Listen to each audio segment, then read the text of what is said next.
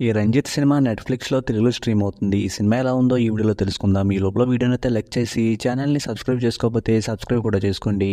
ఈ సినిమా అంతా చూసిన తర్వాత నాకైతే పర్వాలేదనిపించింది.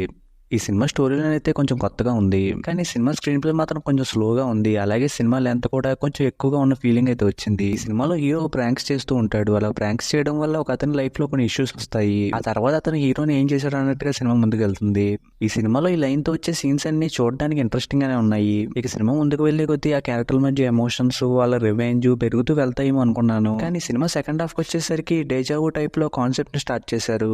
అందులో భాగంగా వచ్చే సీన్స్ కూడా కొంచెం పర్వాలేదు అనిపించినాయి. కానీ ఎక్కువ ఇంట్రెస్టింగ్ గా చూపించలేకపోతున్నారేమో అనిపించింది. అలాగే నాకైతే ఆ రివెంజ్ అనే పార్ట్ మీద సినిమాని ముందుకు తీసుకెళ్లి ఉంటే ఇంకా బాగుండేదేమో అనిపించింది. ఇక సినిమా క్లైమాక్స్ లో భారీగా ఏదైనా ట్విస్ట్ రివీల్ చేస్తారేమో ఎక్స్పెక్ట్ చేశాను, కానీ అలా చేయలేదు. ఇక సినిమాలో మెయిన్ లీడ్ గా చేసిన అందరి యాక్టర్స్ పర్ఫార్మెన్స్ అయితే బాగుంది. అలాగే సినిమాలో వచ్చే సాంగ్స్, బ్యాక్గ్రౌండ్ స్కోర్ కూడా బాగున్నాయి. ఫైనల్ గా ఈ సినిమా కొంచెం స్లోగా లెంతీగా ఉన్నట్టు అనిపించిన కాన్సెప్ట్ వైజ్ గా, దాంతో వచ్చే సీన్స్ వైజ్ గా అయితే ఆకట్టుకుంటుంది. ఇంక ఈ సినిమాకి నేను ఇస్తున్న రేటింగ్ అయితే 2.75 అవుట్ ఆఫ్ 5.